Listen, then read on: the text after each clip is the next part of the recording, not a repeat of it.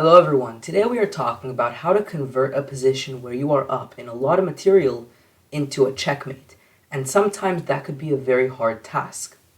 The way that I will explain how to do it is by showing three examples of this position where you are up a queen for a rook, this position where you're up a knight as black, and this position where you're up a pawn as white.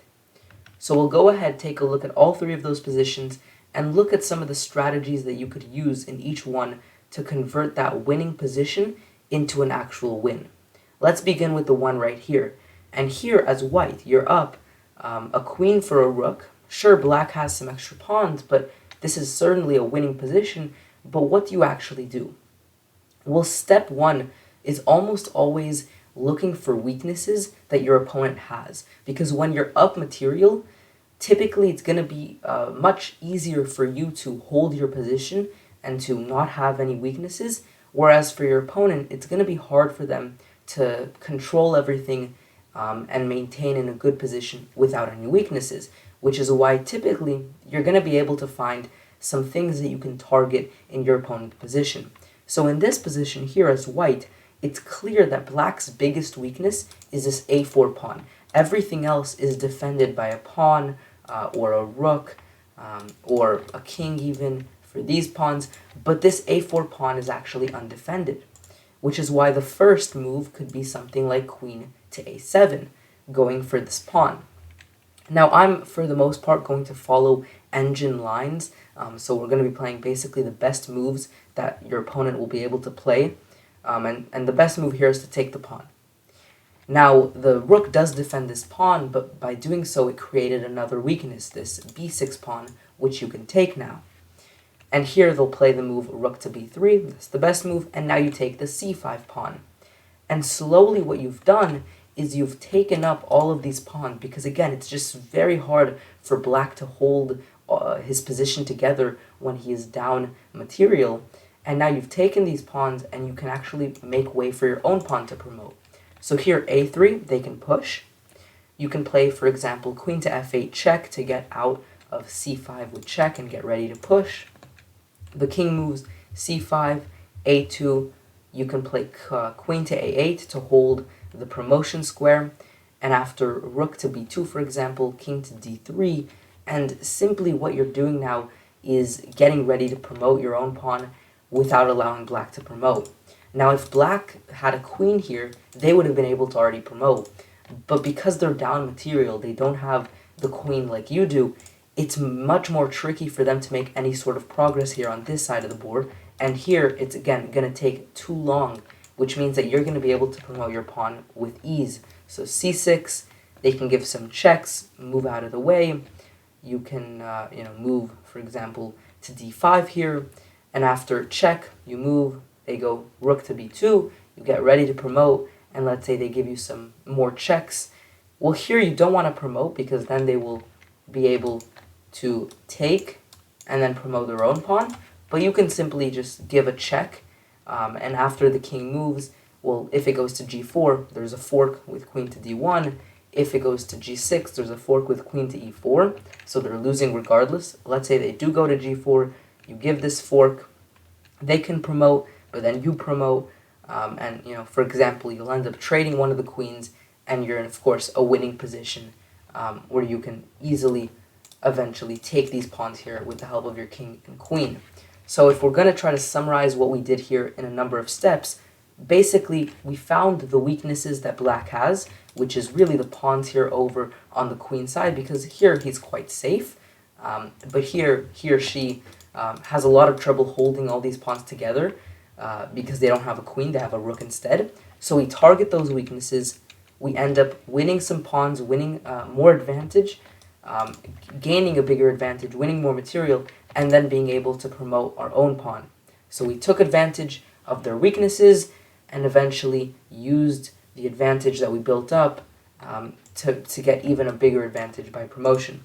Let's continue looking at example 2.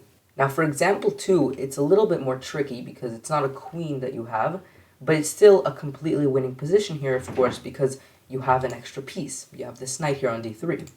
And the way that you would go about winning this position is very similar to the last one. We want to start by looking at white's weaknesses. Now it's actually white to move here, and the only way they can defend this b4 pawn is to push. So let's say they push. Now, their weaknesses are realistically the pawns over here, because the pawns on this side of the board are going to be able to be protected by the king. And similar to the last position, the king was a great defender of the pawns. You want to target the pawns or pieces that do not have the ability to be defended easily by the king. So the pawns over here on the queen side. Now, they just pushed b5. You can play a5 or you could take. In fact, let's look at both of these because you don't have to play perfect. That's something that I definitely want to stress. You do not need to play perfectly in these sort of positions. As long as you have the general idea of targeting their weaknesses, you're going to be fine. So we're going to look at what happens if you play any of these moves. So let's start with takes. They have to take, and now let's get our king closer. We're not going to be able to win this pawn with the knight because, whenever we attack this pawn, they're just going to push the pawn forward, which is why we want to get our king in. So let's get the king in. If they ever were to push, we just move our knight back and defend this square. So the best move here is actually king f1. And again, we get our king in, they go e4, and again, I'm just following engine lines for white. They go king to e2, knight to c5, h4, king to d7, king to e3, king to c7. We're getting our king closer. At some point, there are cases where they have just enough resources to defend the pawn. But that's when we can switch our direction. Right now, we're attacking this pawn. Now we can switch the direction. We could, A, try to get this knight to attack the pawn. It could take some time here to position the knight in a square, such as a7 or c7 where it attacks the pawn. So that's one option. Another option, though, is to move the knight out and then eventually go to e5. And, at some point start targeting the pawns over here. We're essentially stretching the resources that white has and forcing white to commit to defending one part of the board when we can go after the second part. And the advantage that you have with extra material is that ability of flexibility where you can kind of attack both sides of the board together at once. So, for example, here, if they were to play f4, well, then we even have a fork, but which is why the best move is actually king c3, because otherwise, after knight e5, they're actually in a really tough position. Here they lose the pawn, here they lose the pawn, here they lose the pawn. They can't push this, so they kind of have to move the king out. So king c3 is the best, and then we can take the pawn, and from here, it's quite easy. We can play h5, for example. We can get our king closer. King activity is very key in these positions, and at some point, this is a huge thing, you can sacrifice your extra material. Sometimes that's what you need to do. You sacrifice this knight, and then in exchange, you get this passed pawn that is just really, really dangerous. And you can push it, and you can push it, and defend it, and push it, and keep on pushing it, and promote in the end, and win the game here. And so you should not be scared to sacrifice that material if in exchange you're getting a clear path to promotion. But you don't have to either. If you don't want to, you can simply get the king in a bit closer. Eventually, they're going to have to, make something, a move like this, and then you can push d5 when the king defends the knight. Or you can play f6 to defend the knight. You can take this position a million ways. You could give a check if you want. You can move the knight out of the way and then prepare something like this and then go d5. There's just a million moves that you can do here as long as you protect your pieces, and as long as you get your king closer into the position, and overall, you maintain your main goal of pushing one of these pawns forward. So that would be one way to take this here. But like I said, you don't have to play perfect. You can go a5 too. And after they go b6, you can go knight to c5, and again, get your king closer, like so. Eventually, you can take the pawn. And then, again, what are we doing? We can target more weaknesses, so target this pawn on a4. And eventually we win the pawn, and then we can start pushing and splitting white's resources. They have one king, we have two pawns. So what we're going to do is we're going to play on both sides of the board here. As you see, we're pushing the pawns kind of together, which means that white cannot defend it. Eventually we make a queen and, of course, win the game here.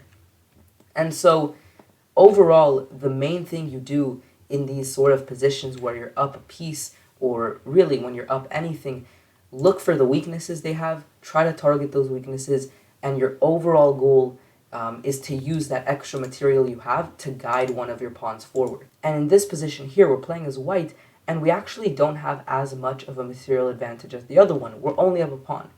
However, that is still enough.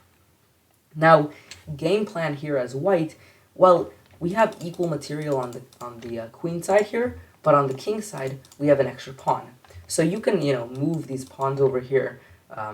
If you want to, you can push a4, you can push b4, that's fine, but ultimately, most likely, the place where we're going to end up promoting is over here on the king side. So let's start with king d3, centralizing the king and getting ready to push the pawns.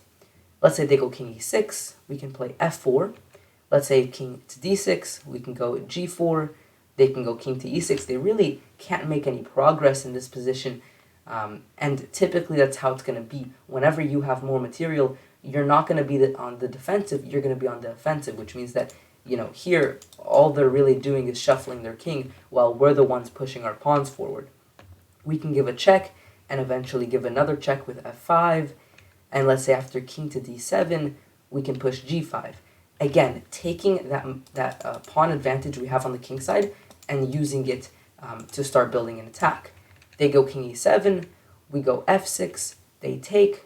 It doesn't matter really what pawn we take with. Let's take with the f6 pawn. Again, you don't have to play perfect. Maybe the engine prefers the g6 pawn, or g takes on f6, but you don't have to play perfect. As long as you keep your material advantage and keep in mind your goal, you'll be fine. So king to e6 here.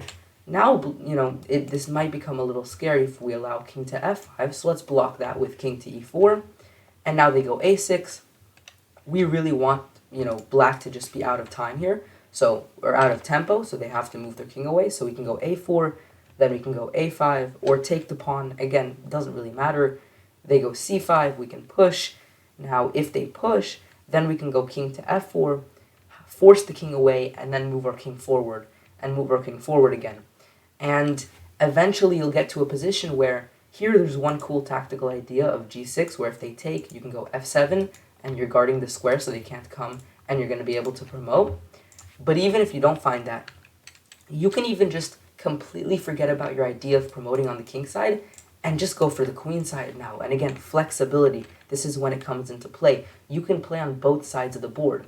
So you can go to b6, pick up the pawns over here, and promote your a pawn, and very easily take this pawn, even just sacrifice your queen, and then promote 2 more queens. So here we really reinforced the idea of flexibility, where we kind of, pushed our pawns over here, forced black's resources to worry about the king side, when we could just, go over to the queen side, pick up these pawns, and promote over here. And that is one of the biggest advantages we have. We're not committing ourselves or forcing ourselves to one side of the board, whereas black typically will be forced to defend on one area, and then we can use our advantages to attack the other area. Another thing that we saw over here is, again, that idea that you don't have to play perfectly. I mean, I'm pretty sure the engine even thinks that b4 is the best move.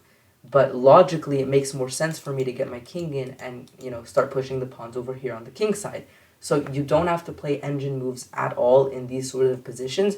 You just have to play moves that overall will, follow your goal of targeting the weaknesses they have and playing on that side of the board to try to go ahead and promote your material. So through these 3 examples, hopefully you learned some common ideas and tips and tricks that you can use to go ahead and convert your material advantage into a win.